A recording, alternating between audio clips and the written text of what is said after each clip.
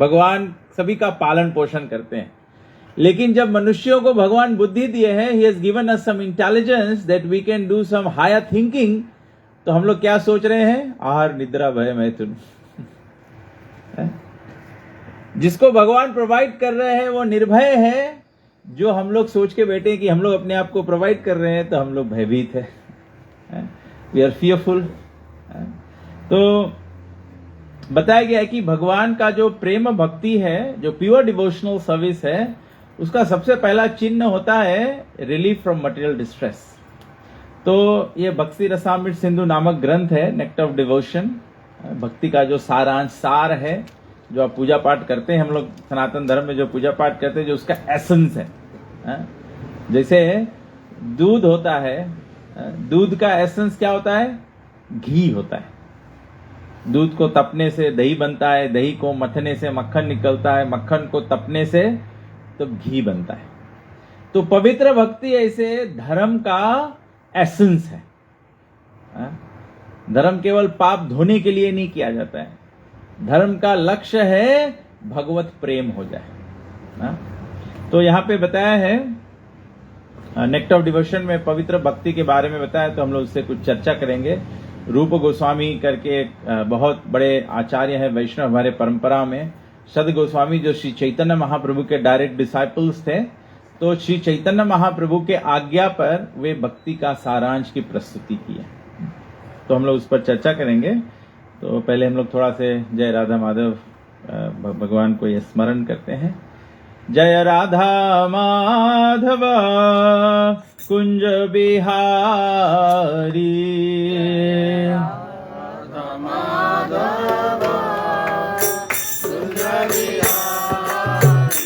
जय राधा माधव कुंज बिहारी,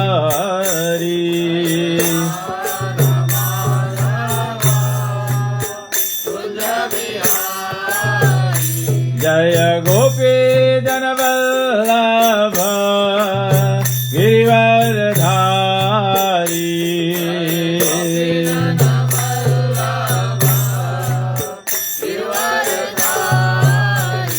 जय गोपी जन वल्लभ गिरिवरधारी,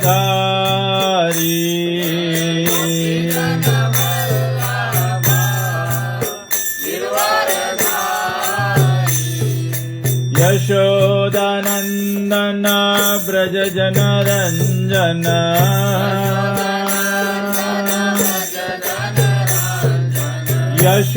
यशोदानंदन ब्रज जन रंजन,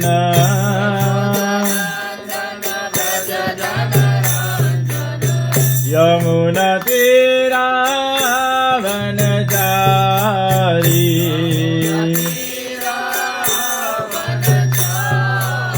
यमुना तीरा वनचारी,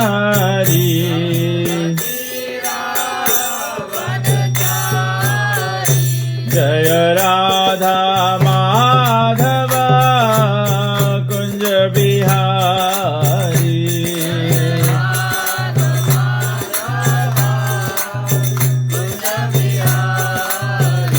हरे कृष्णा कृष्ण कृष्ण हरे हरे, हरे राम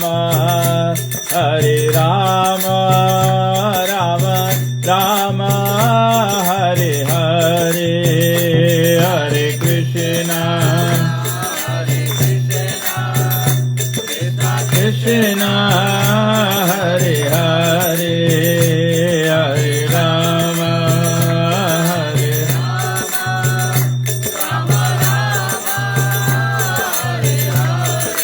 हरे कृष्णा कृष्ण कृष्ण हरे हरे, हरे राम राम राम हरे हरे,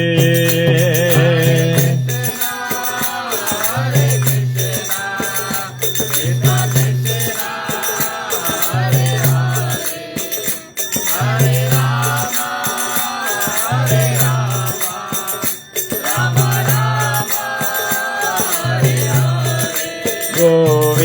जय जय गोपाल जय जय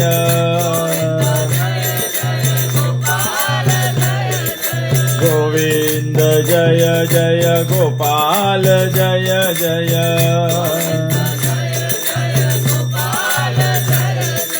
राधा रमण हरि गोविंद जय जय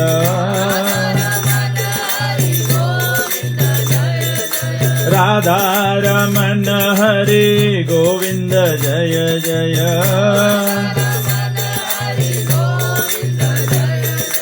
गोविंद जय जय गोपाल जय जय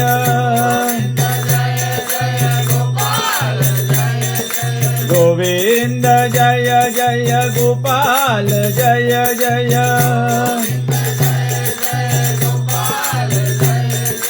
राधा रमण हरि गोविंद जय जय सभी लोग बोलिए राधा रमण हरि गोविंद जय जय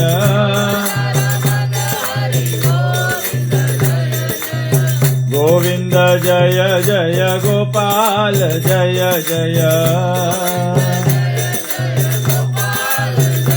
जय जय राधा रमण हरि बोल जय जय राधा रमण हरि बोल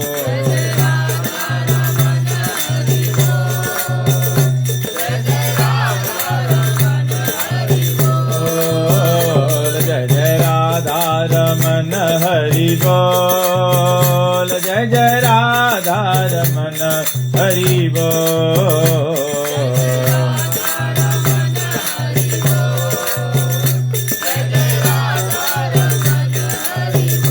जय जय राधा रमण जय जय राधा रमण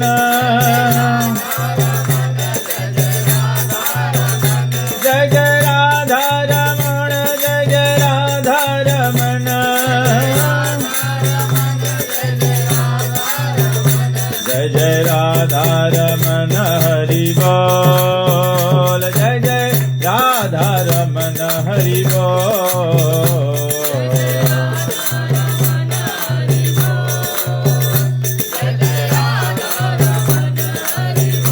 हरि बोल हरि बोल हरि बोल हरि बोल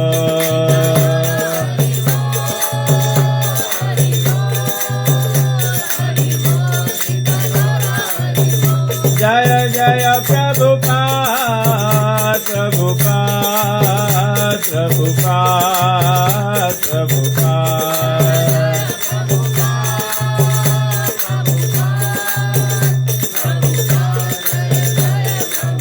जय जय गुरुदेव गुरुदेव गुरुदेव गुरुदेव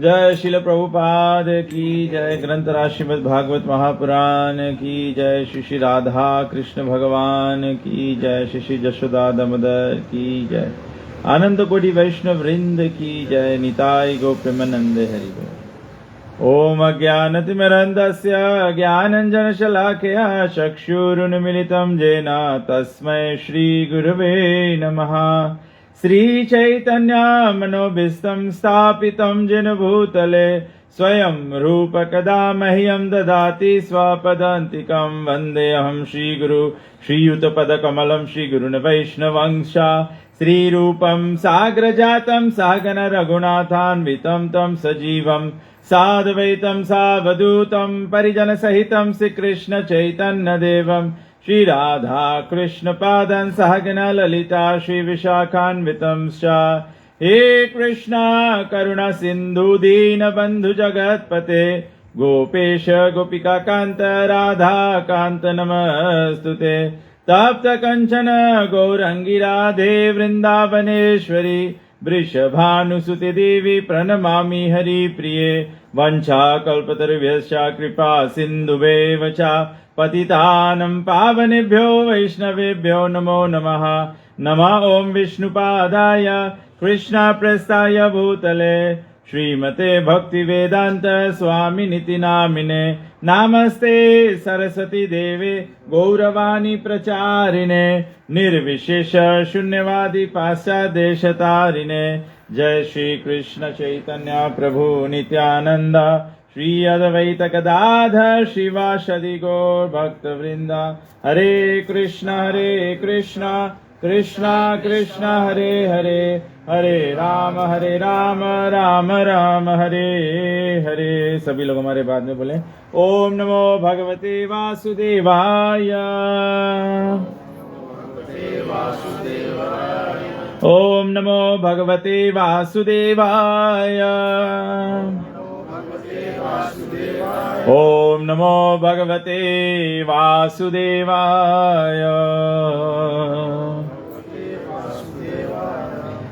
तो श्रीमद् भागवत पुराण में सुखदेव गोस्वामी जी कहते हैं जो 6वां स्कंद है और 7वां अध्याय और श्लोक संख्या 17 में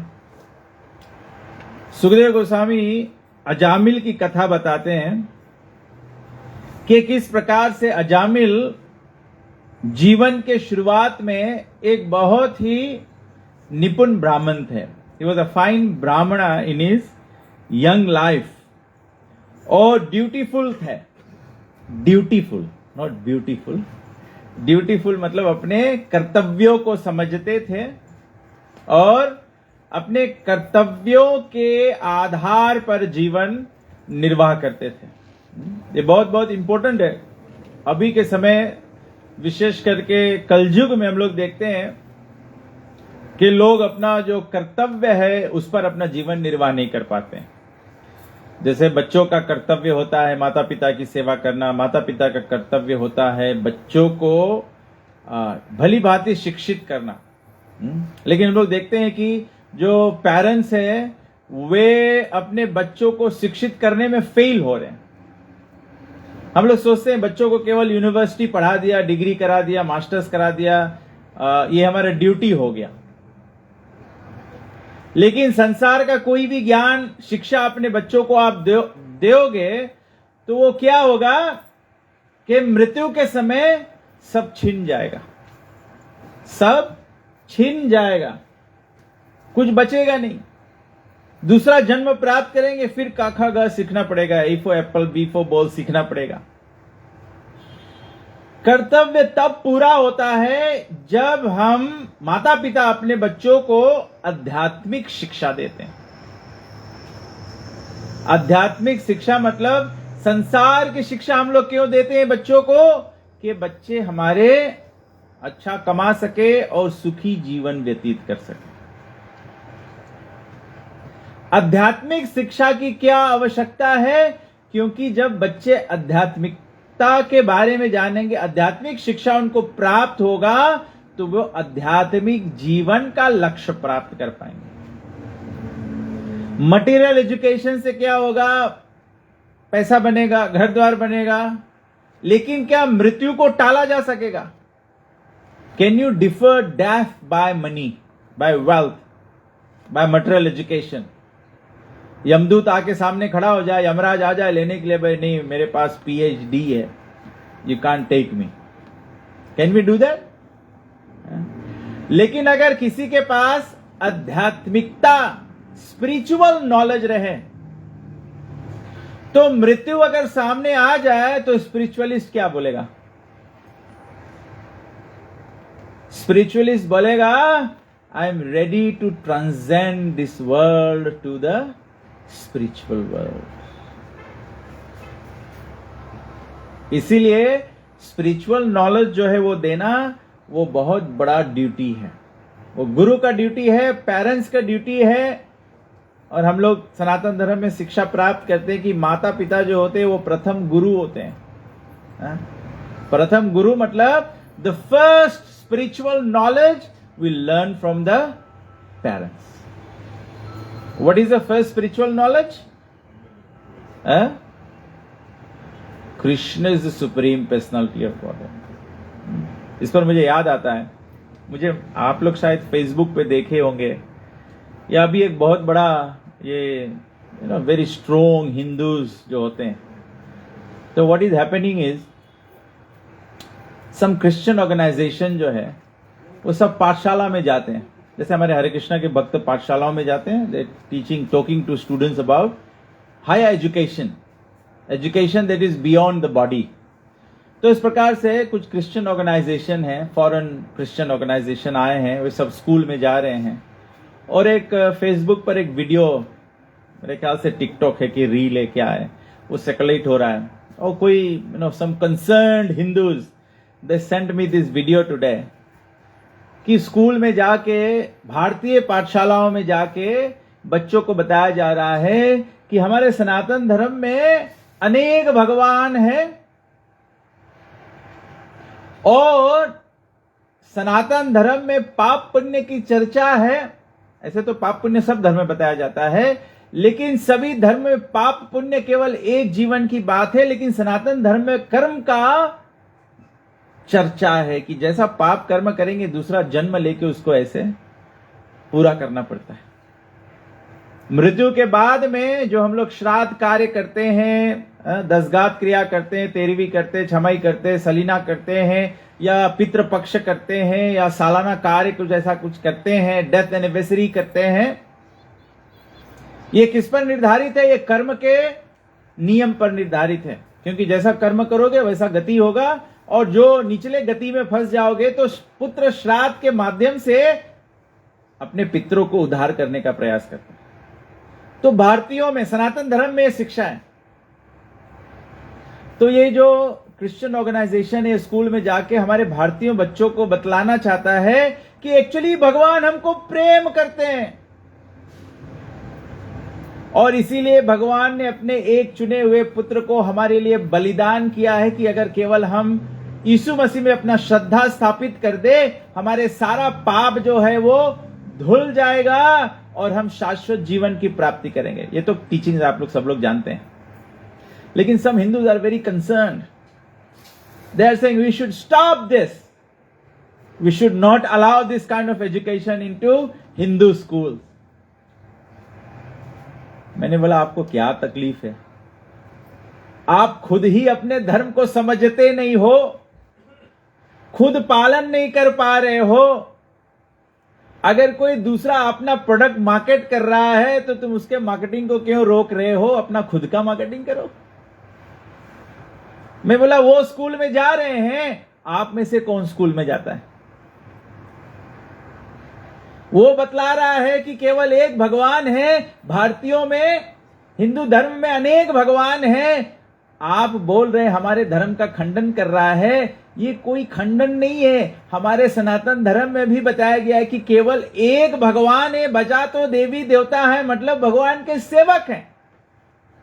कौन सनातन धर्मी इसको समझता है? बताओ, कोई सनातन धर्मी इसको समझता है? चाहे विश्व हिंदू क्या सनातन धर्म हो, या ब्राह्मण पुरोहित सभा हो, या फीजी सनातन धर्म हो, या कोई भी, कोई नहीं समझता है। तो अपने धर्म की रक्षा कैसे करेगा? कैसे रक्षा करेगा? खुद तो समझ है नहीं, तो दूसरा कोई शिक्षा दे रहा है तो हम लोग क्यों कूद रहे हैं? मैं बोला अगर हरे कृष्णा वाले चले जाए, उनसे बात कर ले। पाठशाला में हमारे भी भक्त जाते हैं, हम लोग क्या लोगों को बताते हैं? गीता का, रामायण का, भागवत का शिक्षा क्या है? ईश्वर परम कृष्ण, केवल एक ईश्वर है, वो है परम ईश्वर कृष्ण। कृष्ण किसी को पाप और पुण्य का भय नहीं देते हैं। कृष्ण तो प्रेम का धर्म स्थापित करते हैं, शाश्वत जीवन की बात करते हैं, जो ईसाई धर्म मानने वाले बात करते हैं। हम लोग तो एक्सटर्नल्स पे जा रहे हैं। We are Hindus, we are Christians, we are Muslims, we are Islam, this that. ये तो सब संसार बाहर के बकवास है, शरीर से केवल संबोधन रखता है। We think we are Hindus. जब मर जाते हो, मिट्टी में दफना दिया जाता है या अग्नि में जला दिया जाता है। Once we become soil, can you identify this is Muslim soil, this is Christian soil, this is Sanatan soil? मिट्टी तो एक है ना। और अगर भगवान की शक्ति भी देखे, भगवान का शक्ति जीवात्मा है, तो अगर जीवात्मा की शक्ति भी देखे तो भगवान का शक्ति तो एक है। क्या जीवात्मा ईसाई है? क्या जीवात्मा इस्लाम है? क्या जीवात्मा सनातनी है? जीवात्मा तो भगवान की शक्ति है। इसीलिए जब भक्ति की बात की जाती है तो भक्ति भगवान की बात होती है, भगवान से प्रेम की बात होती है। तो we got to know our stuff first. अगरबत्ती करना चाहिए, दिया करना चाहिए, फूल पत्ती करना चाहिए, हवन करना चाहिए, ये सब करना चाहिए, लेकिन don't limit yourself to these externals. जब भगवान से जुड़ा जाता है तो भगवान से जुड़ने में अग्नि की कोई अवस्था नहीं रहती है, अगरबत्ती की कोई अवस्था नहीं। ऐसे नहीं कि भगवान को अगरबत्ती नहीं ऑफर करोगे तो यू कांट लव कृष्णा। भगवान से प्रेम तो भगवान के नाम मात्र से किया जाता है। तो we don't understand our own philosophy. तो यहां बताया गया कि अजामिल निपुण ब्राह्मण थे when he was a young boy. मतलब वो सनातनी थे, वे सनातन धर्म को समझते थे, लेकिन गड़बड़ कहां हो गया? गड़बड़ कहां से हो गया? एक बार अजामिल वन में गए थे यज्ञ की लकड़ी बटोरने के लिए, हवन करने के लिए। जो अग्नि उत्पन्न करने के लकड़ी काम लगता है, आम का लकड़ी या चंदन का लकड़ी या तुलसी का लकड़ी, जो भी आप कहो, वो लेने के लिए गए थे वन में। और वन में केवल एक कुदृष्टि देख लिया। कुदृष्टि क्या देखा? He saw a low class man associating with a prostitute. बस इतना ही। ही केम बैक। हम लोग के सबके जीवन ऐसे, जो हम लोग एक बार देख लेते हैं वो भूलते नहीं है। मानो कभी कभी भूल जाते हैं, बट वो हमारे हार्ड ड्राइव में रहता है, रैंडम एक्सेस मेमोरी में नहीं रहेगा, रोज रोज नहीं याद आएगा, लेकिन वो डीप डाउन हार्ड ड्राइव में रहेगा। कभी अगर आप सर्च फंक्शन यूज कर दो तो वो फाइल ऊपर आ जाएगा। तो ऐसे हम लोग जो भी कुछ देखते हैं, बुरा देखते हैं, बुरा सुनते हैं, बुरा स्पर्श करते हैं, जो हमारा 5 सेंसेस, उसके माध्यम से कुछ भी हम लोग अनुचित करते हैं, वो कार्य करने के पश्चात, जो देखने के पश्चात आप भूल जाओगे, लेकिन it is always stored there. Ajamil ऐसे दृष्टि देखा था। वो अजामिल जब ऐसा दृष्टि देखा तो अजामिल ब्राह्मण था, बोले तौबा तौबा तौबा, ये मैंने क्या देख लिया। तुरंत वहां से लकड़ी बटोर के भागा घर की ओर। घर पे जाके ओम गोविंदाय नमः स्वाहा, ओम अपवित्रो पवित्रो वा सर्वावस्थाम गतोपि वा यस्मरेत् पुंडरीकाक्षाम सा भया भयंतरः शुचि, ओम मंगलम भगवान विष्णु मंगलम गरुड़ ध्वजा। सब ये जाके सब घर पर करने लगा, अपन हवन यज्ञ पूरा किया। लेकिन जो दृष्टि देखा था वो मन से निकलता नहीं है, वो बेर बेर आता है। पूजा कर लिया तो पूजा में भी याद आता है तो कृष्ण कृष्ण कृष्ण कृष्ण, उसको भुलाने की कोशिश करता है। प्रसाद पा रहा है तो भी याद आता है, वो भी उसको भुलाने की कोशिश करता है। फिर ऐसे उसका जीवन निर्वाह होते गया। फिर ऐसे 2-3 साल बाद वो उसको भुलाने की कोशिश करता है, भुलाने की कोशिश। फिर वो वैश्य उसको मिली, फिर से उसको देखा, तो उन्होंने निर्णय कर लिया कि उसको घर लाना है, उसके साथ में परिवार बसाना है। तो केवल ये फैमिली सिचुएशन नहीं, देखो ये केवल उदाहरण है। हमारे जीवन में, हमारा जीवन ऐसा होता है कि नहीं? हम लोग कोई पाप कार्य देख लेते हैं, कोई पाप कार्य करते हैं, फिर रामनवमी आता है, जन्माष्टमी आता है, कार्तिक व्रत आता है, ये सब आता है, हम लोग ये सब करते हैं, तो उतने दिन के लिए हम लोग सब भूल जाते हैं, शुद्ध शुद्ध करते हैं, ओम शांति ओम शांति ओम शांति करते हैं। लेकिन जब रामनवमी समाप्त, जन्माष्टमी समाप्त, वो नवरात्रम समाप्त, तब क्या होता है? अपना कार्रवाई चालू। ये क्यों ऐसा होता है? क्योंकि हमारे जीवन में जो पाप इच्छा का बीज है वो समाप्त नहीं होता है।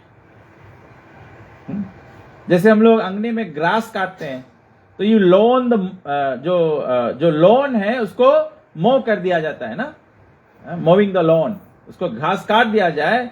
लेकिन 2 सप्ताह बाद क्या होता है? फिर से ग्रास उग जाता है कि नहीं? अगर आपको ये मानो कोई लैंड प्रिपेयर करना होता है तो you need to pull the weeds from the root.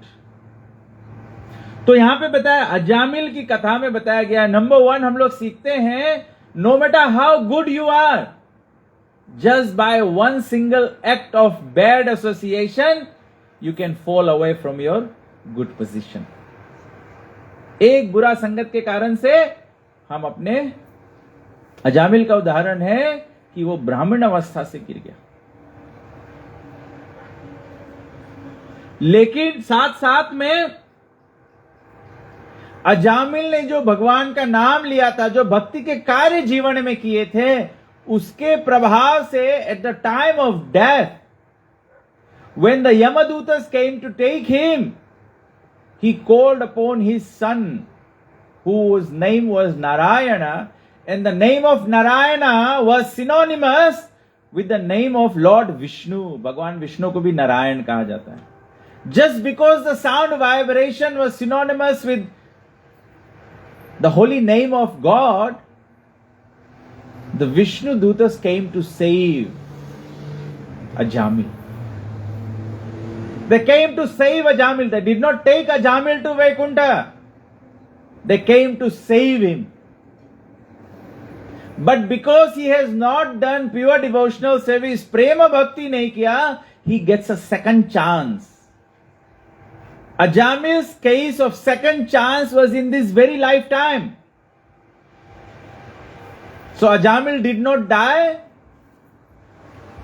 He got saved from death. Then he went to Haridwar and he focused his remainder of his life into Krishna consciousness.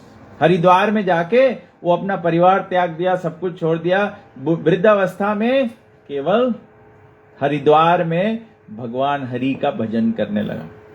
हरे कृष्णा कृष्णा कृष्णा हरे हरे, हरे राम राम राम हरे।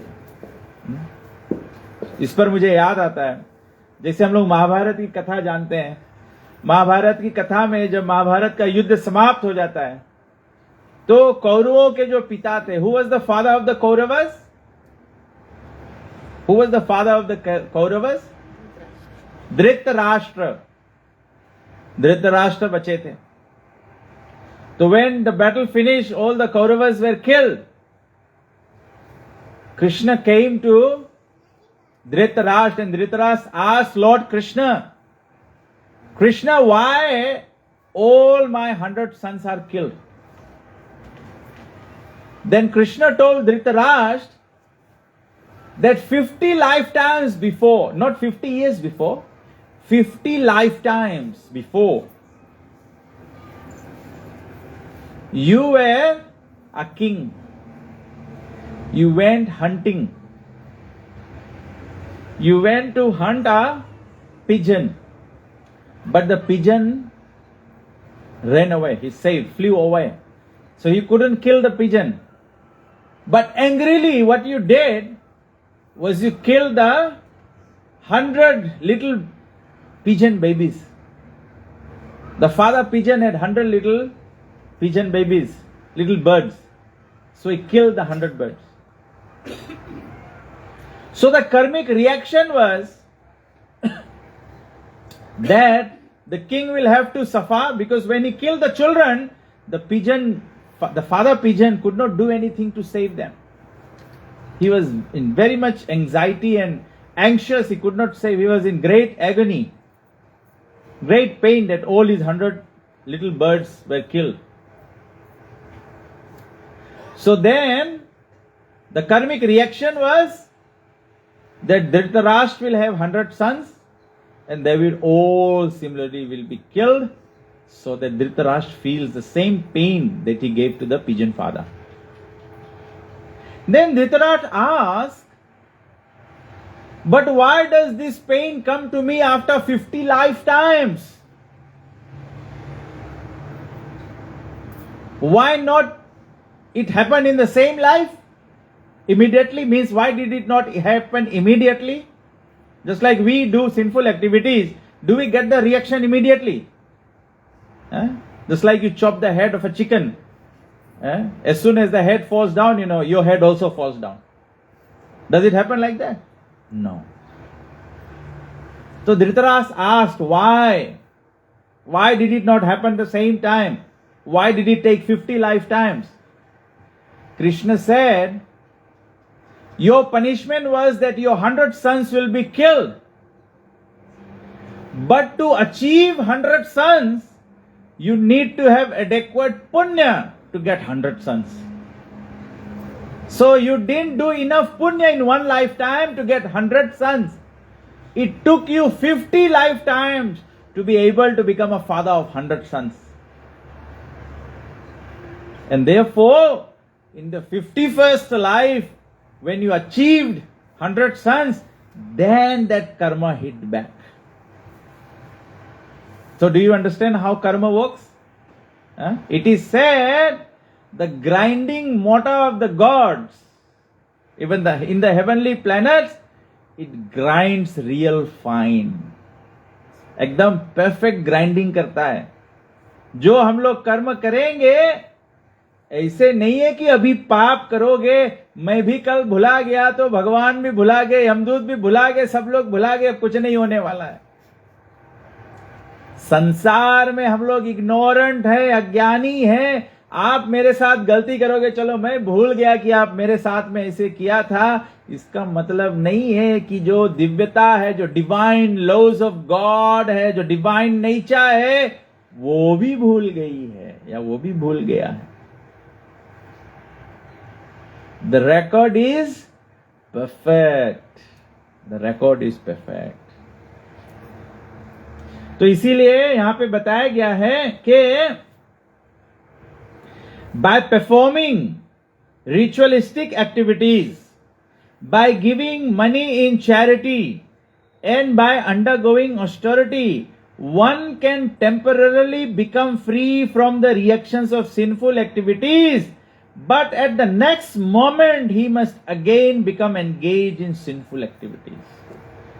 तबे से खाली दान देने से, भूखे को भोजन खिलाने से या कोई पूजा पाठ करने से पाप समाप्त नहीं हो जाता है. हम लोग सोचते हैं कि कल हम लोग ऐसे पुण्य कर देंगे पाप समाप्त हो जाएगा. पाप और पुण्य का अकाउंटिंग बैलेंसिंग नहीं होता है. Debit credit, what is the net balance, ऐसे नहीं होता है.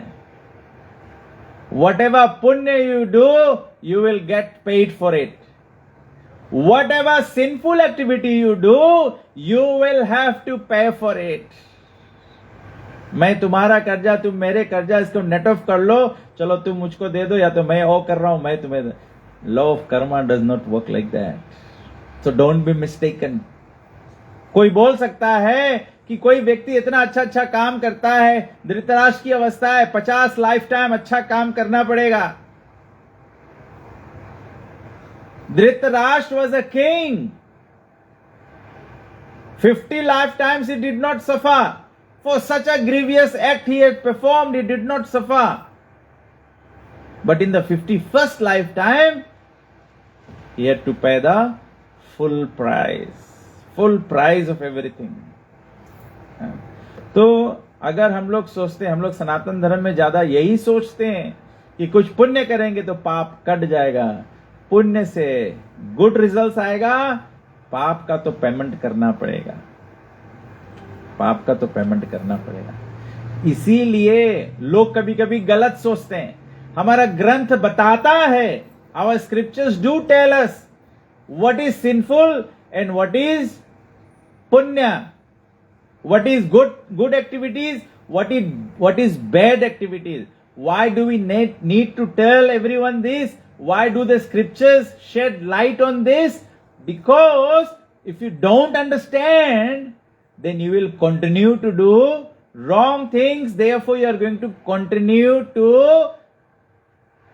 create a liability for yourself, which you will have to pay off ultimately. And it simply means your cycle of birth and death, repeated lives will not be over.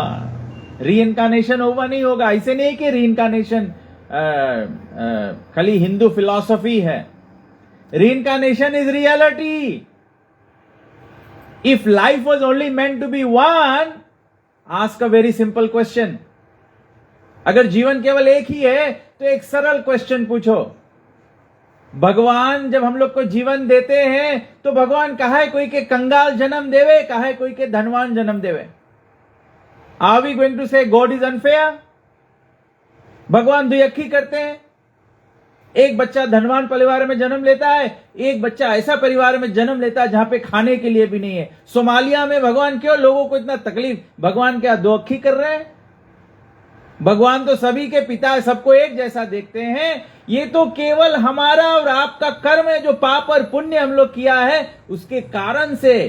कोई गरीब जन्म लेता है, कोई धनवान जन्म लेता है, कोई मरने की अवस्था में जन्म लेता है, कोई ओपुलेंट लाइफ में जन्म लेता है.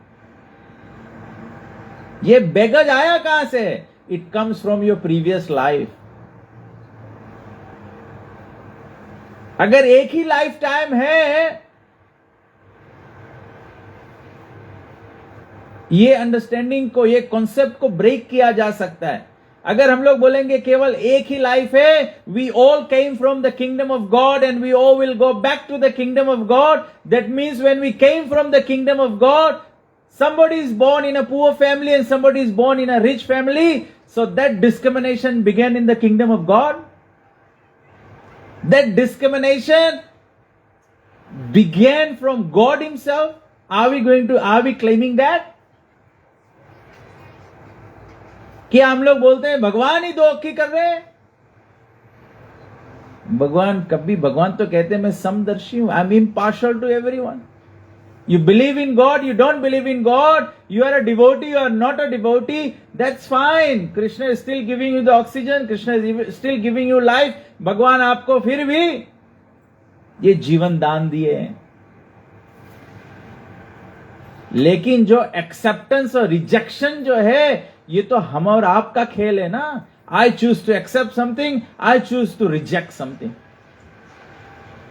बट ये जो चॉइस है एक्सेप्टेंस और रिजेक्शन का, it should be based on knowledge, not on ignorance. What is knowledge? Knowledge is spiritual knowledge. What is true knowledge? True knowledge is spiritual knowledge. Knowledge about God, knowledge about the creation. Bhagavad Gita explains the 5 subject matters of transcendental knowledge. The Supreme Lord, the Supreme Spirit, the Spirit Soul, the material nature, the influence of time under which everything happens, and of course the law of karma.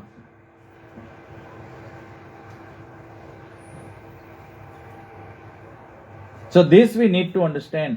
So here it is said that simply by doing all these pious activities, your sinful reactions can be delayed for some time.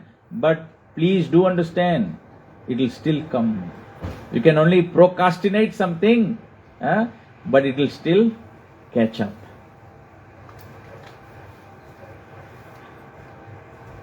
Another example given in Srimad Bhagavatam concerns the elephant who enters into a lake and takes bath very seriously, cleansing his body thoroughly.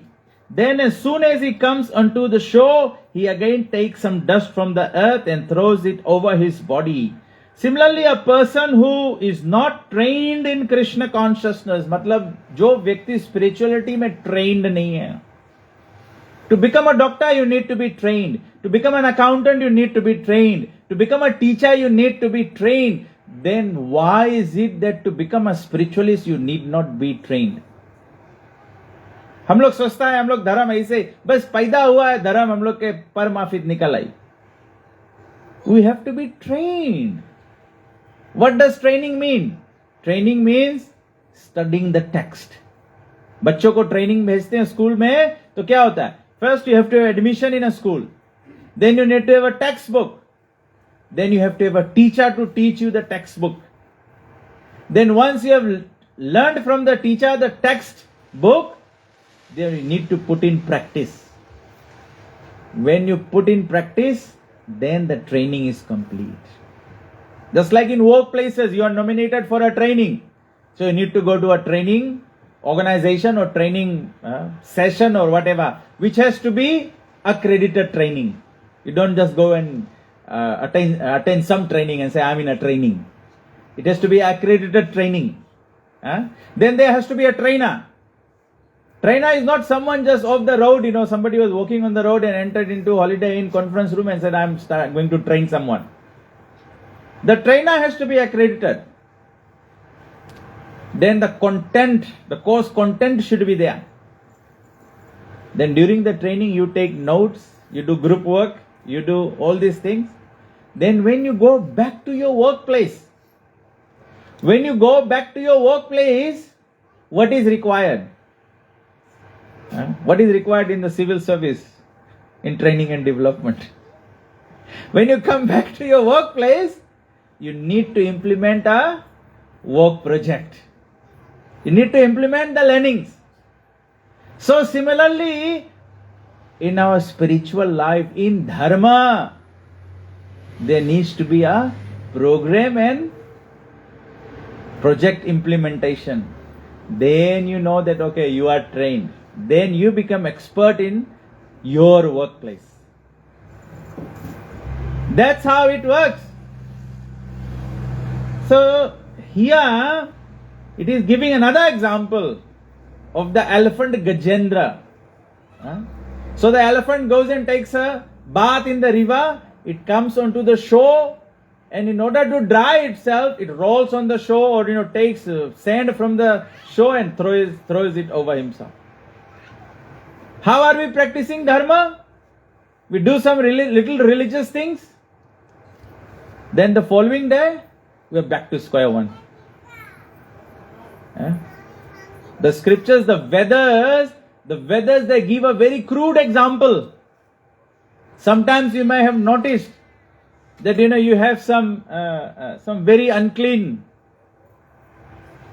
rubbish, and then that rubbish, gradually after a period of time, you see it develops worms. और कचरे में कीड़ा हो जाता है. तो अगर आप कचरे से कीड़ा को निकालो तो कीड़ा क्या करेगा? वापस कचरे में चला जाएगा. अगर हम लोग अपने आध्यात्मिक जीवन को प्रॉपर ट्रेनिंग से नहीं लेंगे तो we are going to be like this. This is what the whole world is doing. This is what the whole world is doing. We take to spiritual practices. It's just like we've been pulled out of the kachra of this material world, of this sansar. We have been pulled out of the kachra of paap, of sinful activities. But as soon as the dharma is over, the dharmic festival is over, the puja is over, what happens? We go back into the kachra. This is higher understanding. This is the understanding human beings are supposed to have. This is why we are humans. This is why we are Sanatanis. Or this is why we are religious people. Let it be Islam, let it be Christianity, let it be Sanatan Dharma, whatever belief system you have. In any belief system, the point is having higher understanding. And what is that higher understanding? Higher understanding about God and divine and divinity. Divinity and divine service. It's about the understanding on divinity and divine service. What is divinity? Divinity is God Himself. What is divine service? Reuniting with God.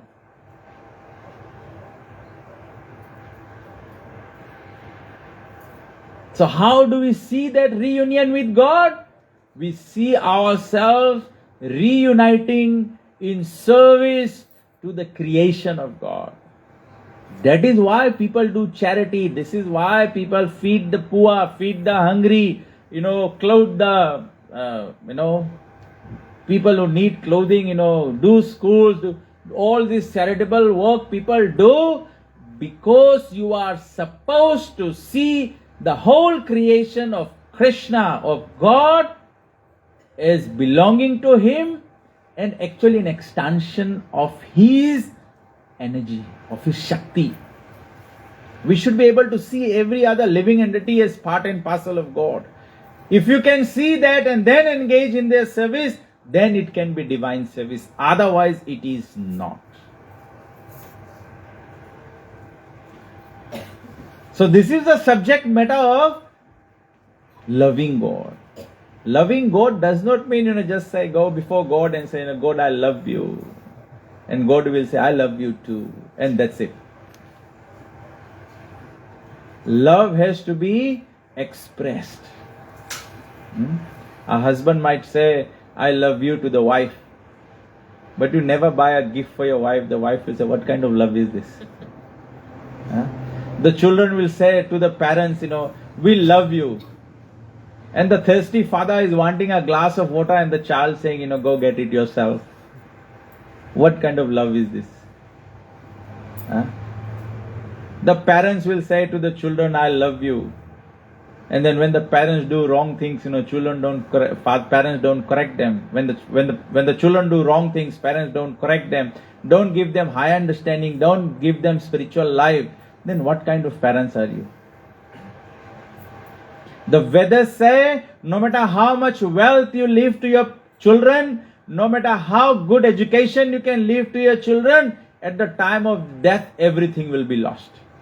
Don't you agree? You leave $1 million to your children, what will happen? If they don't have it in the bhagya, they will just spend it like anything. If not, they did not spend it, they also save it, they take good care of it. But when their death comes, does the money become any useful to them? That means the money is lost again. There is only one thing that you can give to your children that can never be lost. You give money to your children, somebody can steal it. Your children will no longer have money, it will be stolen. But there's one thing that you can give to your children, even if somebody steals it from them, it doubles. What is that? It is spiritual knowledge. It is divinity if you can give to your children. All the spiritual teachings that you teach your children, only that multiplies. Because then your children will teach it to your grandchildren. They will share it with their friend circles. They will share it with other relatives. Or even if somebody comes and steals the Bhagavad Gita and Ramayana from them, they will read it. They will also become spiritually enlightened. So spiritual wealth is the only wealth that multiplies. Everything else in this world finishes. So the month of Damodar, this Kartik month, is about discussing that divine service. Offering of diya, offering of ghee lamp signifies that human life is meant for tapasya. We should undertake austerity to enlighten ourselves. You ask all the highly educated people, they have all done austerity in their life.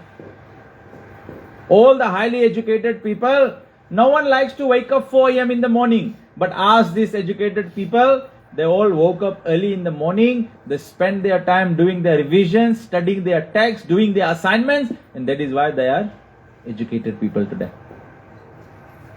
You ask all these businessmen, 3 a.m. in the morning they wake up, they do their yoga exercises and whatever, by 5 a.m. they are already thinking about their business. They are already planning their day. Even for material success, one has to undertake austerity, do some tapasya, make some sacrifices. So fire symbolizes sacrifice. Fire produces heat. How many of us are very comfortable with heat? If you are standing beside fire, you are very comfortable.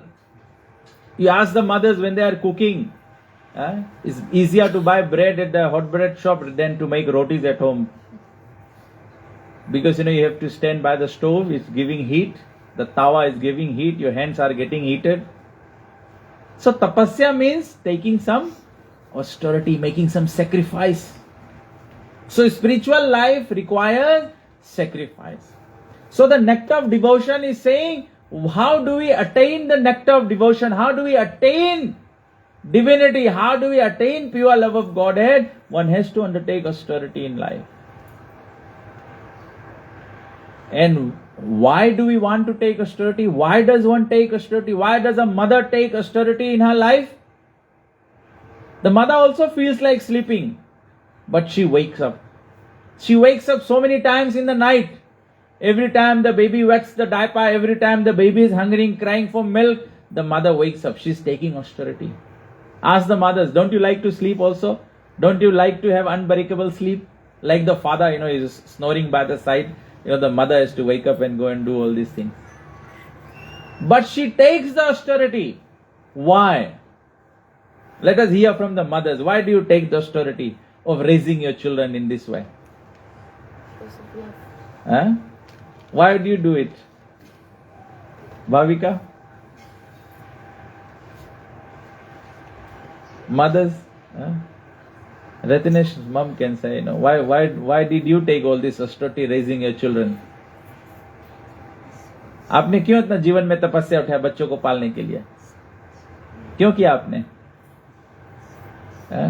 माता जी आप बताइए, आजी आप बताइए, आपने क्यों अपने बच्चों को पालने में तपस्या किया, इतना सेक्रीफाइसेस किया, परित्याग किया, क्यों किया?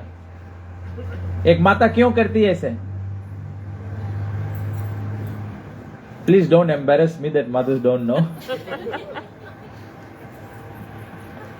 Out of love. Out of love for their children. बच्चे के प्रेम में ना, साधारण लोग बोल सकते हैं बच्चों का मोह है, बच्चों का माया में है मैया, लेकिन मैया का मतलब ही होता है कि they are doing it out of love for their children. मैया नहीं सोचती है कि मैं अभी बच्चे का डायपर चेंज कर दूं, जब मैं बूढ़ी हो जाऊंगी तो मेरा सेवा करेगा. कोई मैया जब बच्चे को जन्म देती है, उसको पालती है, ऐसे सोचती है? कोई नहीं सोचती है. माता जी आप सही कह रही है, कोई मैया नहीं सोचती ऐसे. वो केवल प्रेम से करते हैं. ठीक इसी प्रकार से स्पिरिचुअल लाइफ जो है, धर्म जो है, हम लोग जिसको हम लोग धर्म मानते हैं, जिसको सनातन धर्म मानते हैं, ईसाई धर्म मानते हैं या इस्लाम धर्म मानते हैं, जो भी धर्म आप मानो, वो धर्म का बेसिस है लव ऑफ गॉड. क्रिश्चियनिटी भी तो यही कहता है लव ऑफ गॉड, इस्लाम भी यही कहता है लव ऑफ गॉड, सनातन धर्म भी यही कहता है लव ऑफ गॉड. लेकिन हम लोग अपने मटेरियलिज्म से, मटेरियल डिजायर्स के कारण से, संसारिकता से हम लोग लव भूल जाते हैं. जो माता पिता का जो प्रेम है हम लोग भूल जाते हैं. And we want the share in the property. Two children will fight for the share in the property. कौन कौन बागबान देखा है? अमिताभ बच्चन और हेमा मालिनी का. जब बच्चों की बारी आती है, माँ बाप मिलकर बच्चों को पाल देते हैं. बच्चे मिलकर भी माँ बाप को नहीं पाल पाते. एक बाप को ले जाओ, एक माँ को ले जाओ, और मेरा ट्रेन समाप्त हो गया, 3 महीने यहां रह लिया, अब तुम्हारा पारी है, ले जाओ. Is this called love? Is this love? जब कलयुग का शुरुआत हो रहा था, अर्जुन हस्तिनापुर के राज में घूम रहा था, तो उन्होंने अपने राज्य में देखा कि एक व्यक्ति एक बोतल पानी लेकर उसको 7 ग्लास में भर दिया. तो अर्जुन उसको खड़ा होकर देखने लगा. फिर वो क्या देखता है कि 7 ग्लास पानी लेकर वो व्यक्ति फिर उस बोतल में भरता है और बोतल खाली रह जाता है. बोतल में से 7 ग्लास पानी भरा, फिर 7 ग्लास पानी वापस बोतल में डाला, बोतल खाली है. अर्जुन आया युधिष्ठिर महाराज के पास आया और बोला, महाराज मैं अभी हस्तिनापुर के राज में ये देख कर आया, इसका मतलब क्या है? युधिष्ठिर महाराज बताए, इसका मतलब है कि कलयुग शुरू होने वाला है. बोला वो कैसे? बोला कि एक माँ बाप 7 बच्चों को पाल देंगे, लेकिन 7 बच्चे एक माँ बाप को नहीं पाल पाएंगे, वो खाली रह जाएगा. ये कलयुग का सिम्टम है. चैतन्य महाप्रभु कहते हैं कलयुग को कैसे एट बे रखा जा सकता है, कलयुग के प्रभाव को कैसे दूर रखा जा सकता है. जैसे बरसात होने पर जरूरी नहीं है कि व्यक्ति भीग जाए, अगर बरसात हो रहा है तो व्यक्ति छतरी लगा ले तो वो अपने आप को सूखा रख सकता है।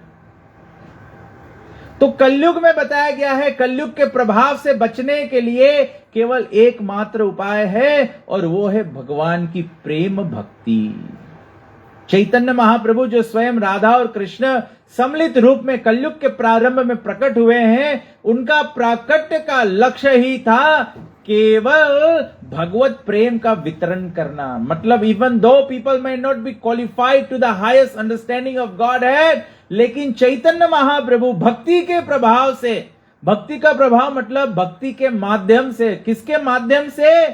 कली काले नाम रूपे कृष्ण अवतार, भगवत नाम के माध्यम से कलयुग में भगवत्ता, दिव्यता, आध्यात्मिकता को मेंटेन किया जा सकता है। If you want to maintain spirituality in Kaliyuga, it can only be done via the medium of the holy names of the Lord. इसीलिए कलयुग में भी बताया गया है कि सब धर्म में बताया गया है, chanting the holy names of the Lord is the greatest spiritual practice.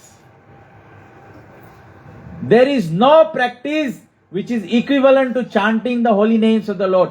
No amount of charity, no amount of tapasya, no amount of havan jagya, no amount of, anything, any spiritual activity you do can never equate to even the 1/10,000 of the benefit derived by the chanting of the holy names of the Lord. Hare Krishna, Krishna Krishna, Hare Hare, Hare Ram, Ram Ram, Hare Hare. As much as this mantra may sound like a Hindi mantra, it is not a Hindi mantra. Krishna means the Supreme Personality of Godhead who is all attractive. Ram means the Supreme Personality of Godhead who is the reservoir of pleasure. And Hari means the Supreme Personality of Godhead who can relieve us from all material distress. That is why the very first characteristics of pure devotional service is relief from material distress. How does it come about? It comes about by chanting of the Hare Krishna Mahamantra. And this we can see with proof and with evidence. We can see that Srila Prabhupada back in 1960s, he went from Calcutta, from Mayapur, from West Bengal. Prabhupada was in Vrindavan. Prabhupada went to United States of America in 1960 and he started a whole movement of Krishna Bhakti simply based on the Hare Krishna Mahamantra. And today we have millions of Hare Krishna devotees all over the world, every kala, every caste, every creed. They are all Hare Krishna devotees or devotees of Krishna simply by the power of the Hare Krishna Mahamantra. And with much confidence and challenge I can say, if all of you take to chanting of Hare Krishna Mahamantra, within 3 months your life will change. Just within 3 months your life will change. But I know people will not take up. Why? Because we don't want to change. Because we don't want to change. But if you don't change, then don't complain that God is not being favorable to us. If you don't have a favorable disposition towards Him, if you don't love Krishna, then why do you expect Him to fight the battle of Kurukshetra for you? Why do you expect Him to lift the Govardhan hill in protection of you? Why would you expect that Krishna will serve you, wash the feet like Sudamas? You look at these great devotees, the devotees of Vrindavan, the Vrajavasis, they knew no one but Krishna as their Lord.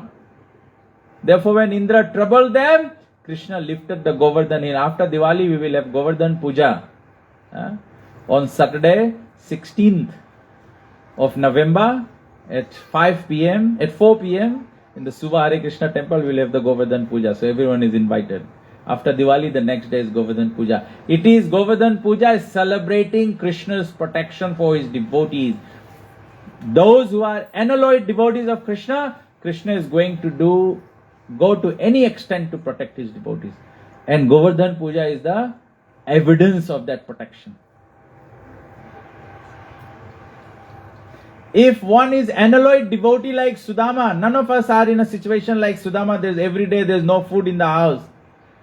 There was no food in Sudama's house. Yet when Sudama went to meet his friend Dwarkadhish, Krishna asked Sudama, how are you? How's your wife and how's your family? Sudama said, Krishna, by your grace, everything is very nice. When Sudama returned from Dwarka, he didn't ask Krishna for a favor. But when he returned to his place, he was amazed to see the big palatial gift that Krishna had given him, and he couldn't recognize his wife, he couldn't recognize his children. Sudama had pure unalloyed love for Krishna. So Krishna consciousness is about coming to that state. Just like we all want our children to improve, we should all invest time in improving our spiritual status. Because come the hardest fact of life, the most difficult reality of life will stand in our face, then we will think about our spiritual credit. What is that hard fact of life or the saddest reality of life that will stand in our face? Death. So don't focus on art of living. Everyone is living in this world. Don't worry about it. Focus on the art of dying. What is the art of dying? Being able to remember Krishna at the time of death. Being able to remember or call upon Krishna with much love at the time of death. That is the highest achievement of life. So today's reading from Nectar of Devotion, Sukadeva Goswami is describing Ajamil, the story of Ajamil, how bad association can spoil our good qualities, and how by taking shelter of the holy names, the desire seed of sinful activities get destroyed from the root of things. So until we repeatedly commit sin, means the seed of the sin has not gone away. So how do we take out the seed of sin? By practice of Krishna consciousness. Hare Krishna, Krishna Krishna, Hare Hare, Hare Ram, Ram Ram, Hare Hare. So we'll stop here now. It's 8:30. I don't want to overtreat you or overdose you. So anybody has any questions, any comments, anything you agree with, anything you disagree with, we can discuss it in the reference of the scriptures.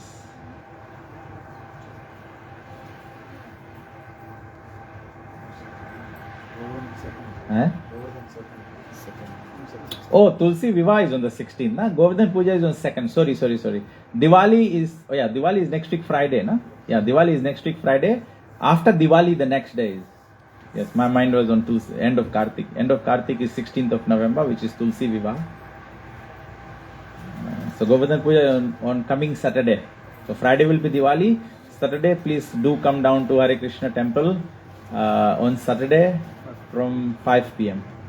5 p.m. to 6:30 will be Aarti and 7 o'clock will be dinner for everyone. So please do come.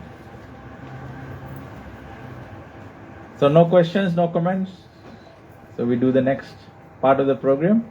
Deep Dan. So this offering of Diya to the baby form of Krishna, Bal Krishna, is offering of love to Krishna. So everyone will get a Diya. So what you need to do is, आपको सभी को दिया मिलेगा, तो आप करें दिया को 4 बार भगवान के चरण पर अर्पण करें, फिर 2 बार भगवान के उदर पर, पेट पर, 3 बार भगवान के मुख पर और 7 बार भगवान के पूरे शरीर पर. ये पंचरात्रिक विधि है आत्मा समर्पण करने का. हम अपने आप को भगवान को ऐसे समर्पित करते हैं. So this is how you offer deep. ऐसे दिया करना चाहिए. घरे आरती भी करते हैं तो ऐसे होना चाहिए. ये पंचरात्रिक विधि, नारद जी ये विधि दिया कि भगवान को दीप ऐसे अर्पण किया जाता है. 4 to the feet, 2 to the navel, 3 to the face, 7 to the whole body. तो आप बाल कृष्ण को ऐसे कर सकते हैं, माता यशोदा को कर सकते हैं, and then make a prayer of loving devotional service, to be blessed with loving devotional service in this very lifetime. Thank you very much. So we all rise for the Aarti now, and we can have someone lead the Damodar Ashtakam. Hare Krishna. Srila Prabhupada ki jai. Bhakti Rasamrita Sindhu ki jai.